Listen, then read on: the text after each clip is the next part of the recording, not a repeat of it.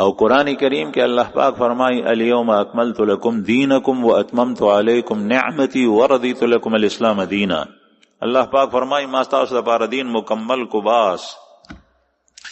د نن پس یو قانوندان شخصیت یا مقننه کمیټي هغه ته ضرورت نشته چې په دین کې یا ترمیم وکي چې اوس دا ضابطه پکار داغه په خوا وخت دا بعض خلق دغه یہ مولویوں کا دین ہے پرانا دین ہے یہ دقیانوسی ہمیں نہیں چاہیے. دا شیطان و دلیل خشته کړي. عالم بتاته د قرآن پاک او د احادیث نه مسله خی هغه بتاته بیانې او دین اوماغه زوړ دی چې په سید الرسول باندې نازل شوی دی داغه اصول او فروع اوماغه دي. البته لعمل کولو لپاره د پیغمبر علیه السلام په زمانه کې جمعتونه داسې نو اوس جمعتونه داسې دي. یا مثلا دین زده کولو مدارس مسجد نبوي خلق به د الله رسول څخه راتلل چا لسره دی چا درې دی چا شل دی به تیرې کې بیا به وسپس لاړل. اوس یو مرتب نظام دی د مدرسو لیکن علم اوماغه دی دین اوماغه دی احادیث او قرآن اوماغه دی. هغې کې تبدیلی نه راځي طریقه کې بدلون راتلی شي. هغه زمانه کې چې کپڑے جوړې دي نو هغه په پلاس او په کډۍ باندې جوړې دي. اوس ته کپڑے جوړېږي ستا په دې کې هم ته مسکې لیکن د میل نه جوړېږي مزیدارې کپڑے راووتي. نو بهر حال دې سيزونه کې تبدیلی راتلی شي لیکن دین نه په قاعده او ضابطه او اصول کې او نه په فروع کې. نو ما ته هغه وایي چې فرښته ورته راځي وظیفې ورته ښیي. ما ورته ووایي چې دا خو زه څه ویلی نه شم خو دا فرښتې دا کار نه دی. په بل ورځ باندې رالو څو ورځې پس ما ته وایي چې هغه فرښته ورته وایي چې جبرئیل علیه السلام په خانه کعبه کې ستا انتظار کوي او ستا هلته ضرورت دی. جبرئیل وایي رادي شي. هغه زنانه ته وایي جنۍ ته هغې د کور نارینه د تره زوی ما ته دا بیان کوي. ما ورته وایي چې دا غلطه ده دا شیطان دی دا فرښته نه ده شیطان دی او دا بچی ګمراه کوي. په هغې باندې پابندي ولګوئ چې دا بهر ونوځي. هغې نه پس کور ته دننه طرف ته به جرنده لګوله تعالی لویه حویلي وه په هغې کې ټول پاتې کېدل بل ځای کې کور. بیا یو ورځ ما ته رالو سحر ډېر زیات خفه و پریشان و. ما ته یې وایي چې هغه جینۍ خو لاړه د کوره ووته. څنګه ووته؟ وی د شپې تیاره وه جمع و. مور ته یې وی چې دا فرښته راغلې ده هماغه شکل کې هغه نوجوان په شکل کې او ما ته وایي چې زه چې ځو جبرئیل علیه السلام ستا انتظار کوي. نو مور وی دا خو لویه خوشقسمتي ده چې جبرئیل غونې هستي زما د لور انتظار کوي او خانه کعبه کې ضرورت ده نو چې لاړه شي نو ښه. نو د شپې په تاله ور باندې او بیا ورته دا هم وي چې دی ته ووایه چې ګورې تا پسې ګوري نه که چا وکتل نو بیا به د دی خیر نی. نو چاچی په بل کوټې نه د دروازې په ود کې کتل چې دا منځ ته لاړه د غولي نو یو لوګي غونې رالو په هغې کې غیبه شوه او ور تاله دی جرنده دی او جینۍ لاړه غیبه شوه ور هماغسې تاله. ما ورته د جنات دي بس هغې باید الله جل شانه نه غواړي زه هم درته دعا کوم. ما څخه دغه کس چې کوم دی نو په بل ورځ باندې راغلی او ما څخه یو کس راغلی. زه خپله په پیریانو نه پوهېږم پیریانو سره مې دوستي و اشنایي نشته دی د بعضې عاملانو وي هغې پوهېږي. نو هغه کس چې و هغه عامل و ښه کلک عامل و. ما ورته وویل چې دغسې د دی پریشاني ده او د دې کسې چلو کې هغه وی ټیک ده خو زه به وی د دی کور ته ځم. هغه ځان سره بوتلو ډېر وخت یې تېر کړو دغه 3-4 غنټې تېرې کړې. بیا چې زه هغه خپل عمل کولو بیا رالو ما ورته څنګه چلو شو وی هغه زنانه به د دی 3 ورځې پس راشي. 3 ورځې پس هماغسې راغله. هغې ما ته وویل چې ته داسې شوې لکه زمونږ د کور فرد ځکه چې د دې خبرې نه بل څوک نه دي خبرې او ته خبرې ته به دا حال بل چاته نه. ما ټیک ده. نو زه د هغې نه نوم ښکاره کوم نه دا چې کوم ځای کې کوم کلی دی کوم ځای دی خو به هر حال لا مې د دې پورې وي چې شیطان په کوم شکل کې یو انسان هغه ګمراه کوي چې خپل ځان ورته فرښته. یو 2 کسان خو غټ کلک سړی هغه رال تقریبا 35-40 سال عمرونه بیو رونو دواړو هغه راته چې زمونږ خور ده هغه څنګه فرښتہ راځي او هغه ته وظیفې خي او زنانه د کورونو په مان رامات دي چې چاته څه وظیفه ورکړي نو هغه سره خکی مونږ سوق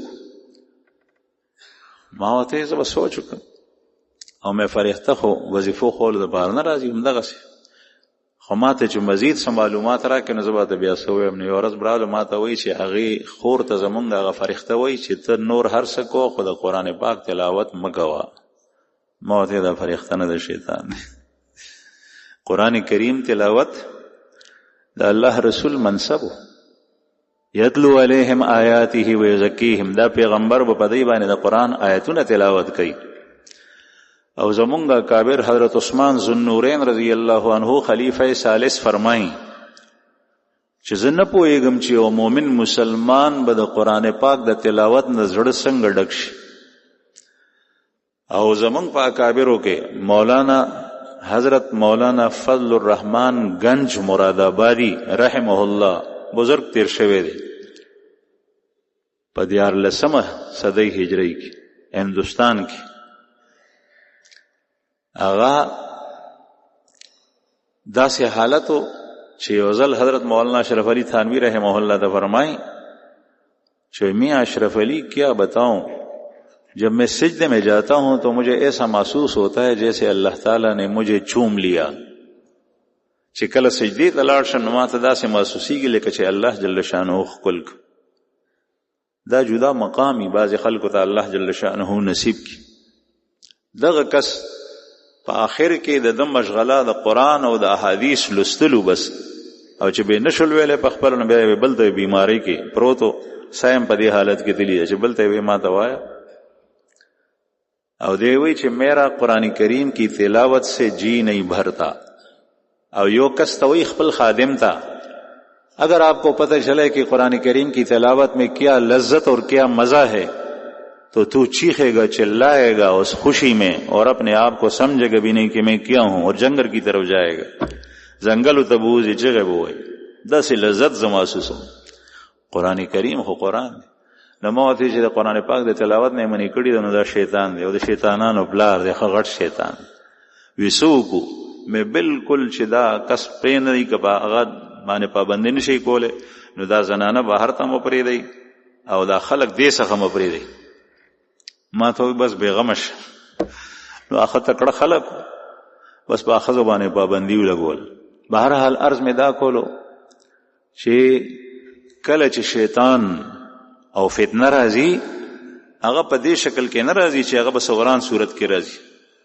هغه به تا ته په خاص شکل صورت کې راځي په خوب کې په ویخه باندې بعض خلک په هغه خلکو پسې ځي او د هغه خلکو نه لاسنیوي کوي چې یہ صاحب کشف و کرامات ہے اس کے ہاتھ پہ خرق عادت کام صادر ہوتے ہیں یہ پہنچا ہوا آدمی ہے دیتا نگوری چې هغه مسکی کنه کوي هغه د پاک پلیت خیال ساتي او کنا داغه د شریعت سره تعلق او باغې باندې عمل څومره دی حالانکه الله جل شانه د چا د نیکی او د صلاح معیار د 2 سيزونه راستولي دي کتاب الله او سنت رسول الله د اتباع د 2 سيزونه یو کسته هغه ټول ژوند کې یو خوب خنه دی لیدل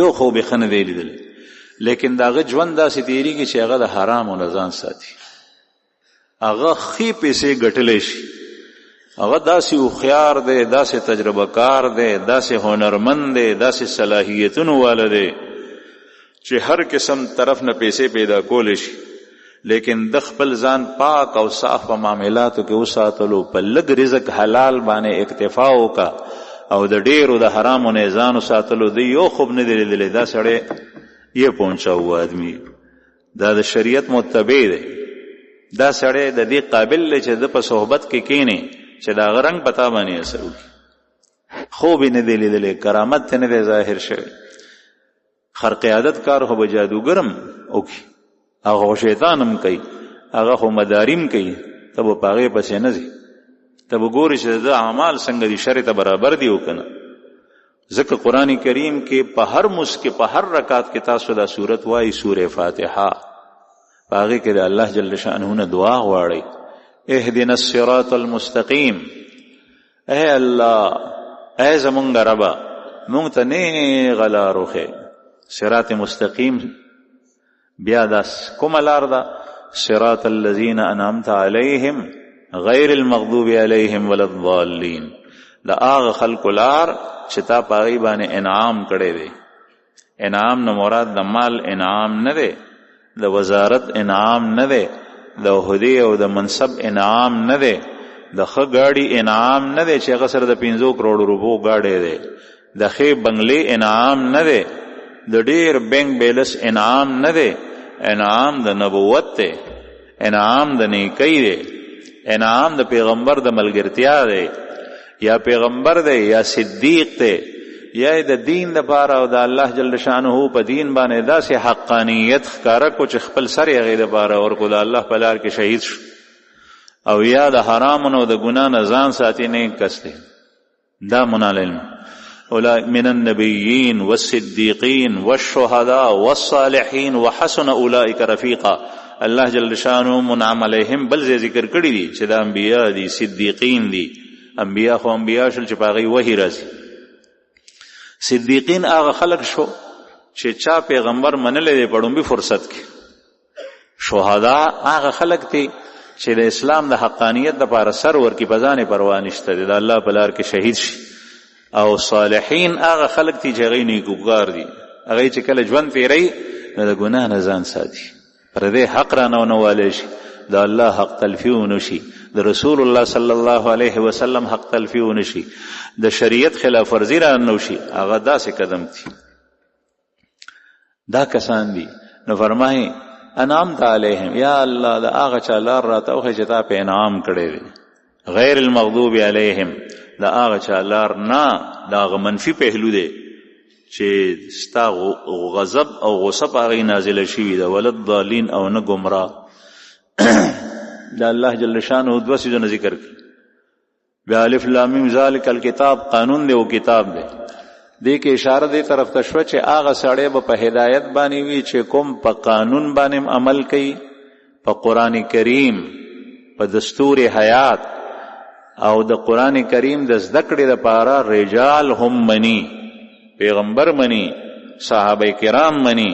د صحابو نه چې چاته علوم منتقل شوي دي هغه اهل علم مني، په هغې پسې ځي. که چېرې په دې کې یو مزی پرېښو، یو رسی پرېښو، دا سړی ګمراه کېږي. صرف کتاب الله واغشت او د خپل ترجمه، خپل تفسیر د ده په ذهن کې چې راځي هغه کوي، دا سړی به ګمراه کېږي. او ده پسې چې څومره خلک ځي هغه ټول به ګمراه کېږي. دغه پروفیسران چې استاذ یې نو په قرآن پاک کې، او هغه د ټرانسلیشن په وجه باندې، د لغاتو د کتو په وجه باندې، د خپل ذهانت د مهارت په وجه باندې د قرآن پاک ترجمه او تفسیر شروع کړل، نو ګمراه شو. خلک چې ورپسې روان دی هغه هم ګمراه. او زمونږ غونې ساده لو انسان او مسلمان هغه وایي د الله کلام یې مخې ته پروت دی، هغې نه خبرې کوي. پرېږده چې وایي فتنه چې راځي هغه په دې شکل کې به راځي. د الله کلام به مخې ته پروتي، لیکن دی به په هغې کې خپل الحاد خلکو ته بیانوي، خپل زندقه به بیانوي، خپل نفاق به بیانوي. د هغه نه بچ کېدل ستا فرض دي. تا ته الله جل شانه عقل درکړی دی، حواس یې درکړي دي، سر سترګې درکړي.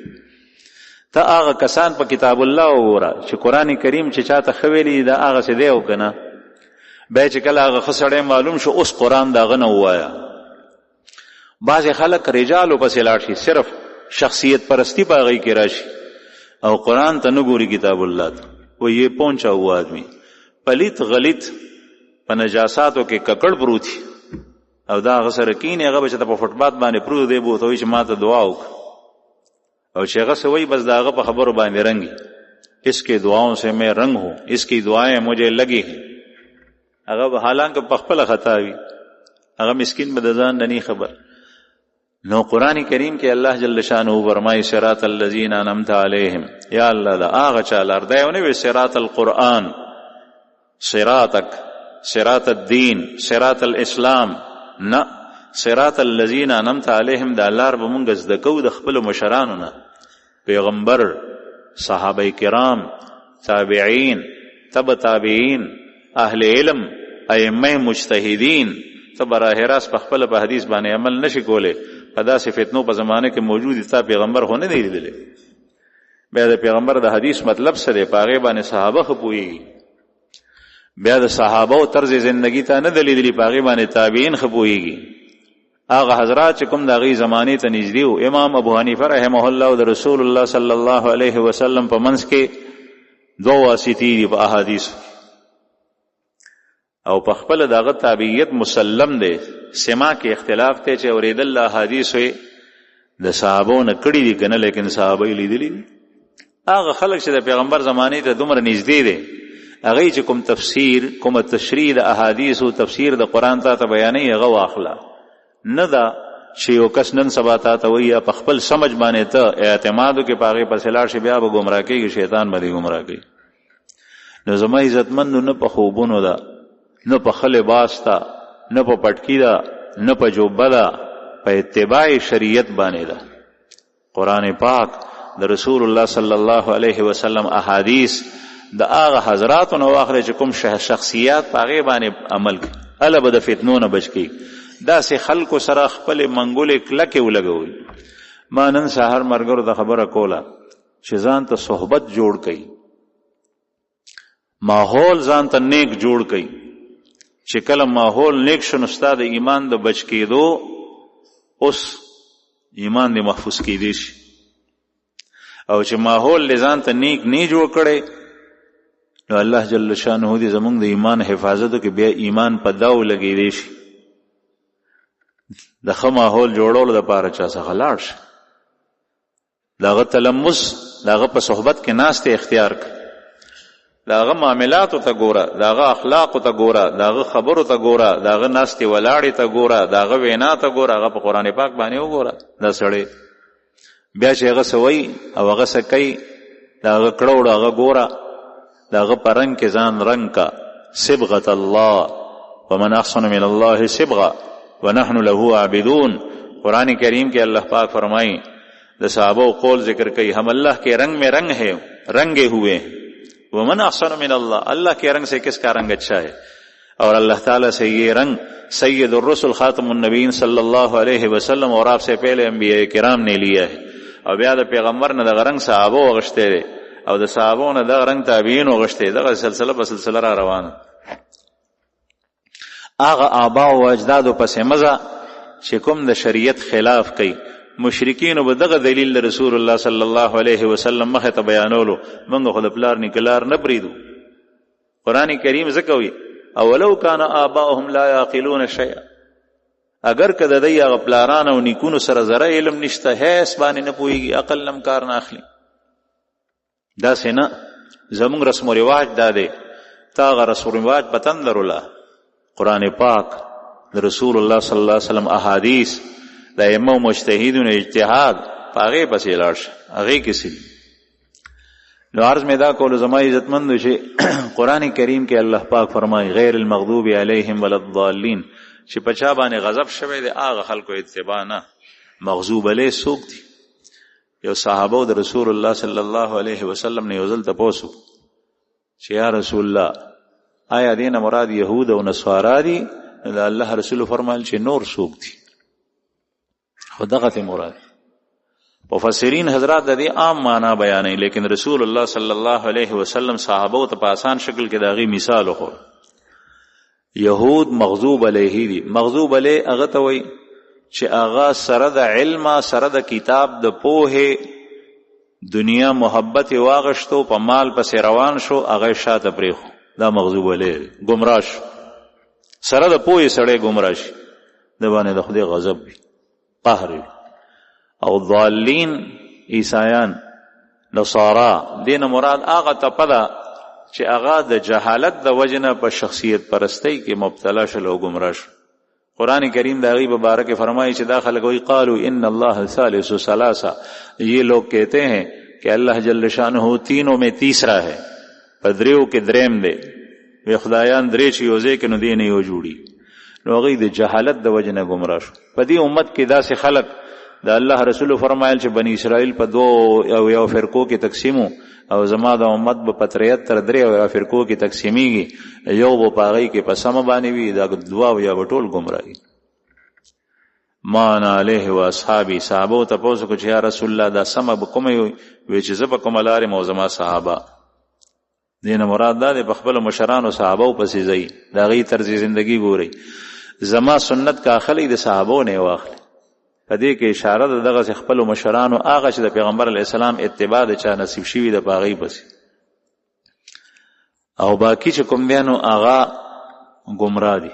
نو ضالین هغه ته ویل کېږي چې د جهالت د وجه نه گمراه شي. په دې امت کې یو دوه فرقې تیری شي، خوارج او معتزله، بعضی د علم د وجه نه او بعضی د جهالت د وجه نه گمراه شو. مشبهه مجسمه د جهالت د وجه نه گمراه شوی دي. خوارج معتزله سره د علم، خوارج په لاس کې بداس کتاب الله قرآن کریم.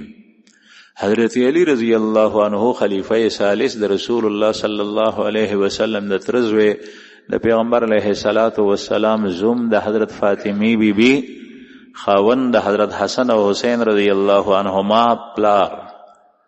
هغه ته وی چې ته کافر شوی، توبه وباسه، ایمان راړه. خوارج وته وی ته کافر شوی. حضرت علی کرم الله وجهه ته فرمایل چې زه توبه وباسم لیکن زه کافر پس شم.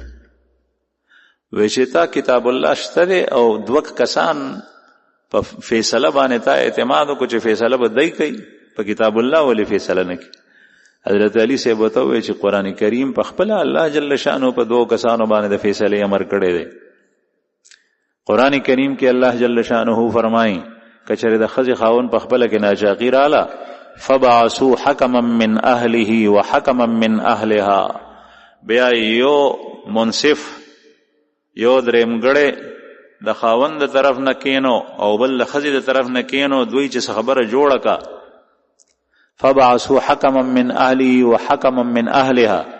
کچره دی اراده د جوړه خو د سمیر اوستو وی نو الله جل شانه به د دواړو په منځ کې چې کوم نه خبره واشي روغه به راشي. نو خدای پاک وای چې یو کس د خزي د خاندان او بل د سړي د خاندان نو وجه چې د دواړو په منځ کې روغه راولي، د روغه راوستو صورت سره خدا غره. بیا قران کریم کې الله پاک فرمایي بل مثال ورکو چې په حالت د احرام کې محرم ښکارو کی نو د ښکار نه ممانعت ده. قران کریم کې ښکار په حالت د احرام کې نه کې بلکې ښکار ته شیم نه وي، شړې بیم نه، په ګټي باندې بیم نولي، حرام دي ده. او ښکار کول هغه غوخه خوړل حرام دي. او کچره چا ښکارو کو نو بیا جنایت وکړو نو داغه برابر ساروی یا داغه قیمت به ورکړي د الله په نوم باندې. بیا به دا قیمت او دا ساروی څوک متعین کوي چې دا ځنګلي حیوان چې کوم نه د دې برابر ساروی ساتندوی کوم یو دی، ګډه دا بیزه دا غوا دا سنډا دې سبا ورکړي. نو قران کریم کې الله پاک فرمایي چې دو عادلان کسان دې پورته شي غي دا قیمت ولګي، دو عادل کسان نو دایم په خلکو باندې بریخ. نو حضرت علی کرم الله وجهه چې وتداوی بعد روایت کرا دي چې عبد الله ابن عباس سے بسره مناظره کړیو په دی باندې 3000 کسان پکې مسلمانان شول چې دا هټي. نو کله قران د سړی مخه ته پروتي لیکن دې داغه تفسیر داغه معنا هغه د خپل سوچ او عقل مطابق بیانې، هغه نه چې کومه د الله رسول نه را روانه د پاغه کې ته پاغه پسې لاړ شي، هغه نه بیانې چې کله خپل بیانې دی به گمراه کی خلق وې د الله د کتاب نه لګیای دا به گمراهي. د مخه ته د رسول الله صلی الله علیه وسلم د احادیث کتاب پروتي، بخاری به مخه ته پروتي، مسلم به پروتي، بل یو کتاب به پروتي، خدای و داغه شرح خپل بیانې دی او د پسې روانه ته په ټوله گمراهي. الله جل شانه دې موږ د ضلالت او گمراهی نه وسات. عرض می دا کول زما عزتمندو فتنې دی موجوده وخت کې ور روان دي ډېرې زیاتې. ایمان مضبوط کړئ، د ځان لپاره ماحول جوړ کړئ، چا سره تعلق لګ کړئ، د چا ښه صحبت کې کېنئ. حضرت مولانا مفتی شفیع رحمہ اللہ تشا اوے کہ حضرت آج کل کوئی بزرگ ہماری نظروں میں نہیں آتا جس کے پاس جا کر ہم بیٹھ جائیں اور اس کی صحبت میں رہیں. تو غصہ شو वो तो ये अपनी मस्जिद के मुअज्जिन के पास बैठ जाओ, इसलिए कि मुअज्जिन मस्जिद के अंदर आजान देता है, वो बाजार में नहीं गूंजता, तो कम से कम अल्लाह के घर में ये गुनाहों से बचा हुआ है, इसकी सोहबत में जाकर बैठ जाओ। खसड़े गोरा दागा सर पर सोहबत के कीना, बल्कि जो खुद मरगुरु तार्स कोम च सौदा राड़ी द बाजार न दुकानदार खसड़े गोरा, दुकानदार खसड़े गोरा दे तम गोरा चे दा पैसों के अर्जान में लवशी दी सड़ी तब धोखा वर्कम ना, नेक सड़े गोरा चे अगर धोखे दड़ाके न कई अगर मोमिन दे मुसलमान दे दागा खबरी खीरी कोर अखले डागा अखले कोर जोड़े दा से गावन गोरा चे अगर गावन के तासर नेकान खलक रिश्ता द लूर द पारा गोरे दा से रिश्ता वो गोरा दा अलग इंतखाबों के चे अगर दीनदार है दागा दीन सर ताल्लुक।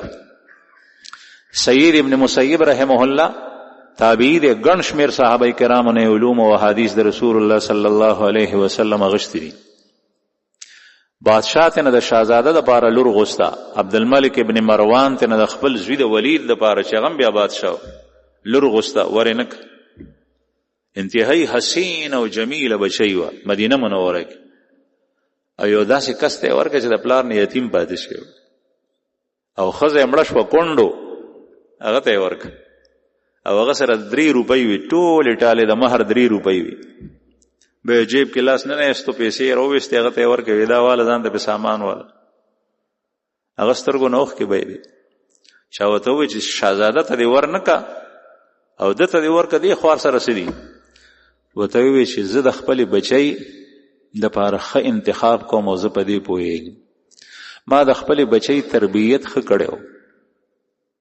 رسول الله صلی الله علیه وسلم لا حدیث مطابق ما دا غیر هر یو سیس خیال ساتله حیا پردا علم ناستا دا هر کچری دا د بادشاہ په کور کې واده شوی وې نو دا به داغه مال داغه جوړې جامې وړاندې رستو خادمان او خدمتګاری وینځي دا به نه ګرځېدي دا به په تکبر او په غرور کې مبتلا شي او زماغه تربیت ټول به ختم شي دغه چې حالت خو ډیر سيزونو ډیر مال حال بو ما د خپل بچي سره زیاته کول نه غوستل نن سبا د خلکو ذهنونه الټه شوي وہی یہ شخص ظلم کر رہا ہے اپنے بیٹے پہ اسکول کالج پڑھوا رہا ہے اور بیٹی پہ نہیں زیبانی تعلیموں کو پس لربانی تعلیم نے کہ دا ظلم دیتا ہوئی حالانکہ سید ابن مسیب رحمہ اللہ چه شاگرد د صحابو او صحابه کرام شاگردان دي د رسول الله صلی الله علیه وسلم